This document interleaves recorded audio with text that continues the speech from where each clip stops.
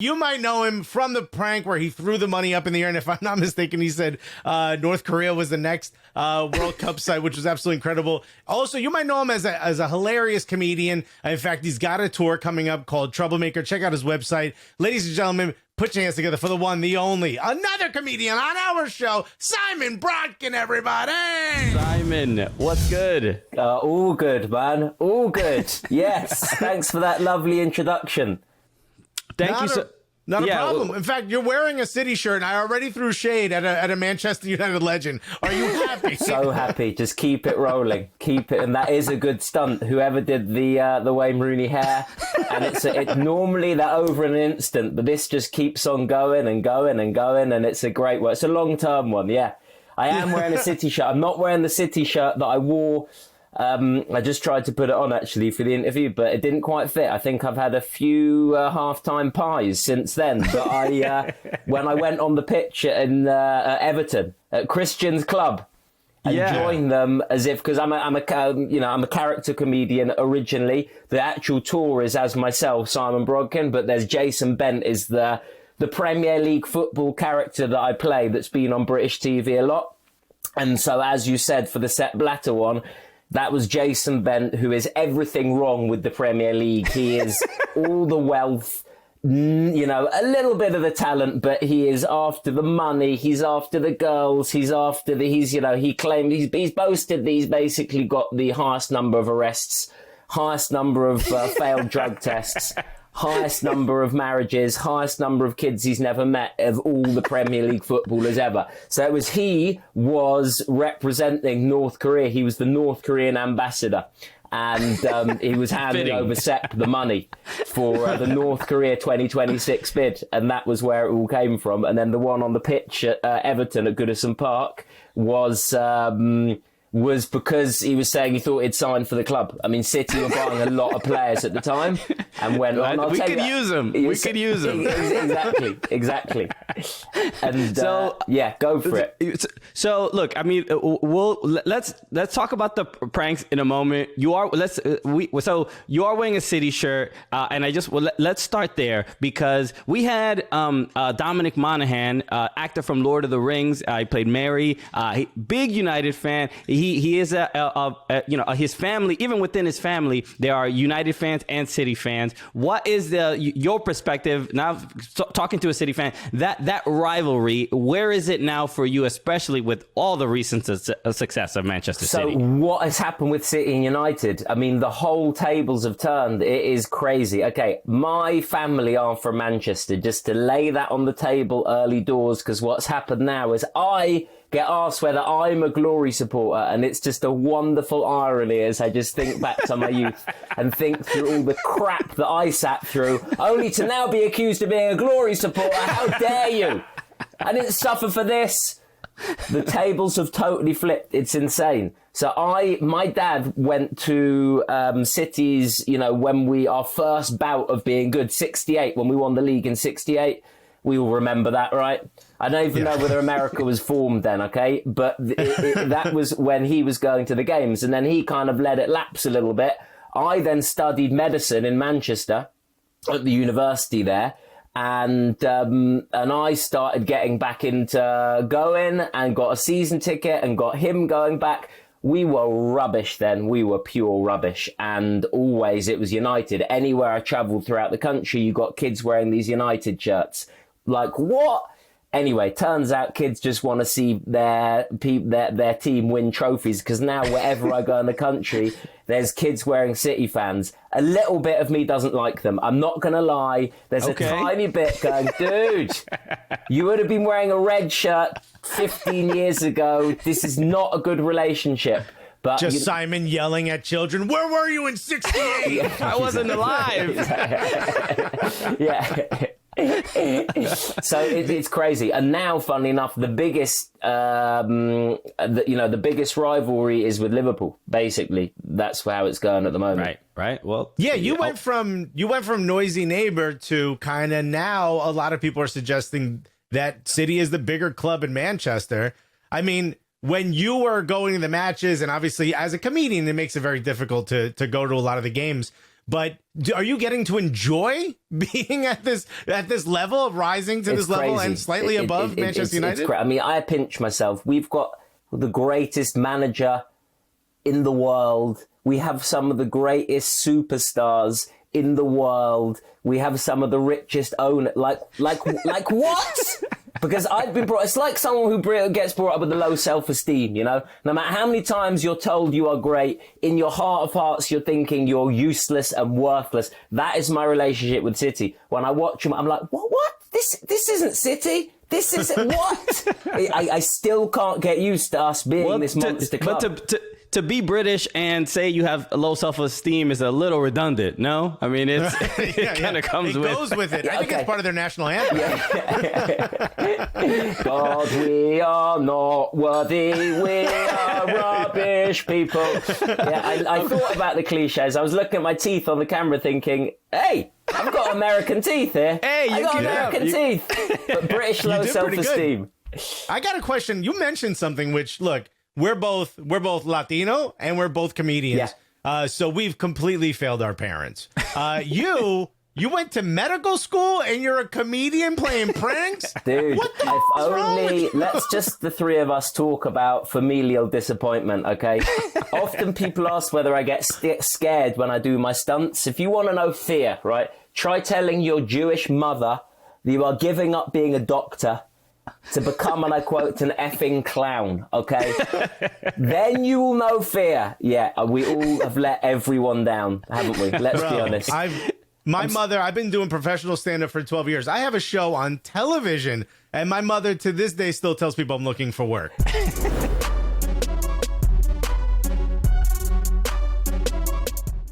What's up? I'm Renee Montgomery. I just kicked it with the Cooligans after the Hawks kicked the Knicks out the playoffs, baby. Ooh, ooh. Knicks in 8.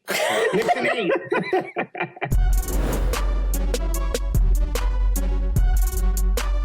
Let's talk about the pranks that you mentioned, the Sepp Blatter prank. This is what, I think put you on this was a global viral moment that everyone, whether they knew your name, they knew your face when this happened. This was, when I saw this, I'm like, this dude has the biggest balls in the world. What happened? Why did he do this? Do we say kahunas in Brooklyn? Got the biggest cojones, boy. Cojones, yeah. Look at the cojones on this. There we go. Can we swear? I didn't know. Are we allowed to? What's the swearing? Yeah, go for it. Yeah. Great. What possessed you to do this, and how did you get through? I mean, I've seen interviews and I've seen you talk about this in some detail. We don't have too much time, but what sparked this idea? Stunts, pranks, whatever you want to call them, where comedy and real life mesh together is a piece of beauty as far as in my head. And whether that is, one of the first ones I did, which was getting arrested at my own DVD launch for stealing the DVD, because I do this sort of laddie character, right? And he stole his own DVD, and then the police came for real, and it was this moment, a big launch. That was a huge superstore in London.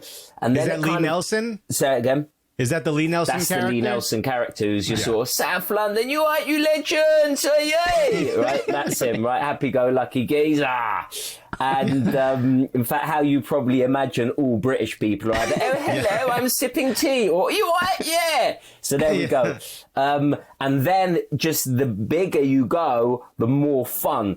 And obviously, I'm always trying to pick, deserving targets once the butt of the joke isn't me.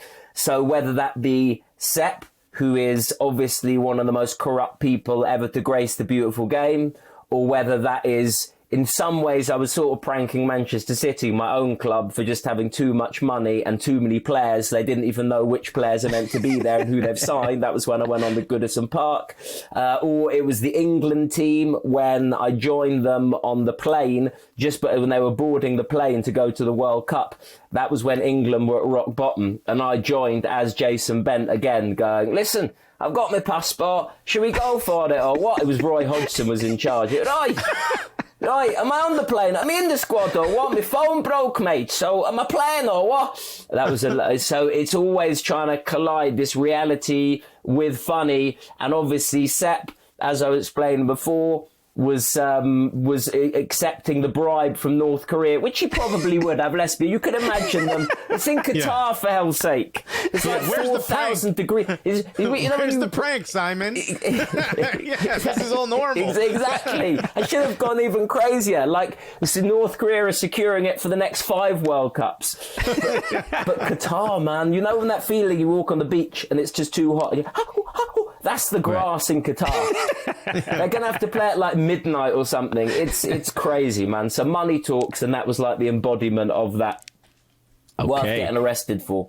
Although my mum doesn't agree. What can you do? Right, and you actually did get arrested. I have, I don't want to brag, guys, but I got a criminal record. It's for a prank. Yeah. That's insane. I mean, did you get in legit trouble afterwards, or they were like, Legit "Oh, I get trouble. it"? Imagine if the judge is going, "I'm giving you a criminal record, but it's a funny one. Yeah, you crazy guy. Look at this joker. I'm sending you to prison, but it's all a joke." Yeah, I've been in some cells and some arrests. Yeah. Okay, so has there been any legitimate like long-term consequences to these pranks? Like, are you on a no-fly list? Can you not go into certain countries? What's happened? My mum won't talk to me. No. So, funnily enough, I mean, look, there are repercussions for having a criminal record. You know, I suspect there'll be certain jobs that I won't, I don't know, but I'm not looking to start my teaching career, so it's okay. But in fact, recently at the Euro finals at Wembley, a lot of people sent me this this photo with people who are banned from Wembley. Do not let in, like danger. Yeah. Like, these people are going to attack you. And then there's they've got like loads of photos. Then there's my little Jewish comedian face. Like, what am I going to do? It'd be great if they use your headshot. How great would that be? Yeah, exactly, Matt. Exactly. So yeah, people are on the lookout. I've stunted Donald Trump. I don't know whether you know this. Yes, I saw that. So big fan of that one. So people are on the lookout. But in terms of actual repercussions, I was banned. I remember after the after when I went on Goodison Park, this was funny. I went to court, still in character, like a few weeks later, as Jason Bent. It was amazing, man. You know, the reality and characters coming together. So I was outside court, and Carlos Tevez had just been banned from driving that day in a court up the road. So it was amazing. I was outside court, and all these journalists were outside, like with microphones, like a movie scene, you know, and they crowd around you. And I was giving this statement as Jason Bent and offering Carlos Tevez a lift home if he needed. It was a lot of fun, man. It was a lot of fun. Yeah. So, and that I was banned from all matches. In fact, I had to cancel some of my tour dates because they were so close to some stadium, because I wasn't allowed within a certain distance of some stadium. So, and that one I had to miss the FA Cup final against Wigan, which we lost. Thank God for that. I was like, thank you, judge, for banning me, because you saved me like £100 on seeing City being humiliated. I'd love if you weren't allowed to perform like on the left side of the stage, because that's 500 feet from the stadium. You're like, sorry guys, I got to stay on this side of the stage just because of my band. That's hilarious. A little bit of tape. Incredible.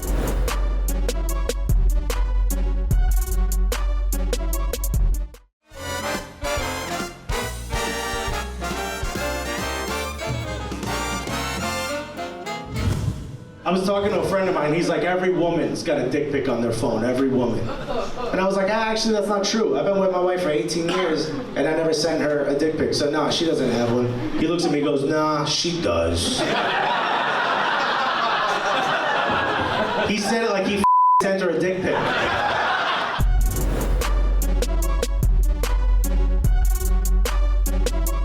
Turn it up.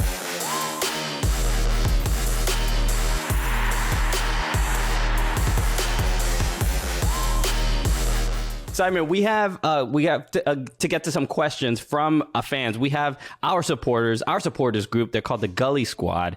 And first question, this comes from Douglas Reyes Cerrone. He says, what happened to Simon right after he got hauled off by security that day with Sepp? What happened immediately after that? So I was dragged out the room. I'm one of the few people who, when I get arrested, it means everything's gone to plan. I'm like, yes. So I get dragged out there, and Sepp abandoned the press conference shortly after. There was the money that I threw all over the floor. I think he was like, I'm going to be too tempted to take this, so let's just end it now. And then we're outside the press conference like two naughty school children who've been sent out of class. Like a couple of minutes after the press conference, we're both sat there, like next to each other, right? Like two kids who've been sent out of class, one of them for like throwing something at the teacher and the other one for fraud, bribery and money laundering. Yeah. Guess which one went to prison? So it was insane. And he said to me, you should be ashamed of yourself. Ooh. And I'm proud of my response. I said, no, Sepp, you should be ashamed of yourself. And I was like, pretty cool. I wanted to turn around dramatically, like walk out the room, like I've won, but I was handcuffed to a police officer. And then Sepp just explodes, while you walk in slow-mo. As you take your glasses off. What you would call it? If Mike Thomas also has a question. He said, the more you pull off stunts like this, like Blatter and Trump, how much more are you on the lookout? And are you sometimes the target? Like, do you think people are going to try to start pranking you? I've had a couple of people come on stage at tours, and when they do, you just got to be like, hands up. I had it coming. I've invaded enough stages. I went on stage with Kanye West. I don't know whether you know that one. I saw that too. So yeah. That was so. So if he's currently sleeping at Mercedes-Benz Stadium in Atlanta. I don't know if you're aware. He's just living inside the stadium. He's living where Atlanta finishing United, his album. the soccer I feel team plays. terrible after my coming on stage with Kanye at Glastonbury. It's just gone downhill for him, and I feel like I want to give him a hug. Divorce, the whole thing. Yeah, I feel a bit responsible, like 3%.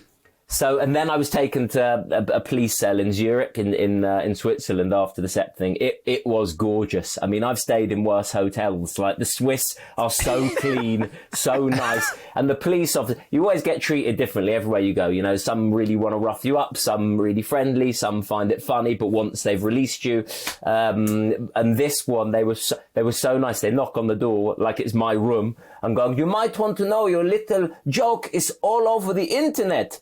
Do you want to come and see?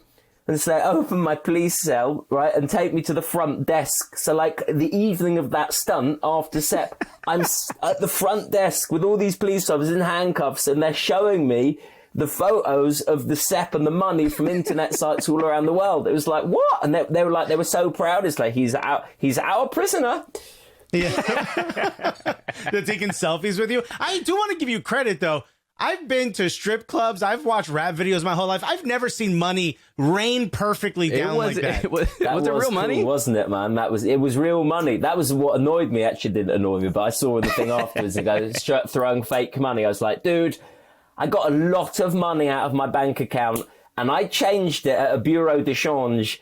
It's real cash. I didn't want to take fake cash in because I think Switzerland take their money very, very seriously. Right. And fake money is illegal. Can you imagine getting arrested for fake money? Nothing to do with the stunt. Just, is that fake money? Arrest him! So that was real cash. Yeah. It was nice. It was nice vibe. I don't know what you're talking about, strip clubs. I don't know what you mean, Alexis. I'm just sorry. I might have misspoken. New York strip clubs is where you go eat steak. Okay, so we have a couple other questions. This is from Thorin Svensson and MJ Lee also. There's kind of a similar question. Thorin and MJ said, approximately how much money did you actually throw at Sepp Blatter? And then MJ said, did FIFA give you back your $600? So I'm assuming she must know or have heard that it was around $600. What? In all honesty, I can't remember how much it was. It was a lot. And it was like, oh my God, do I really? In fact, that was one of the funny things. After I was released, right? In fact, when I was released, I was like, dude, this is so comfy. Can I have like one more night in this police cell? But I was released and I was going back to the airport obviously just me, you know, suddenly you're all alone, nothing, and you're walking back, and I had this jacket on with a North Korea badge on, this jacket, right, because that was part of the costume, and a pocket full of hundreds and hundreds of dollars. And I'm like, please don't let me be mugged on the way home, please, please. It was just a crazy thing. It was a few $100s, yeah, it was. Okay. And what was the other question? Sorry. They said, did you get? You did get it back? That was the question. Did you get any of it back? Oh my God, I got it back. Listen, Sepp Blatter may be corrupt. The Swiss police are not. The very first thing they did was going, here you go. They arrested me and they took me back into this FIFA headquarters, which is insanely beautiful. I wonder where they get the money. And they were like, here we go, 10, 20, 30, 40. I mean, it was like, I felt like giving them 20 back and going, thank you guys, that's your good work. Make sure I don't get spend it all in one place. Yeah, exactly. Here's a little tip for you, a little tip.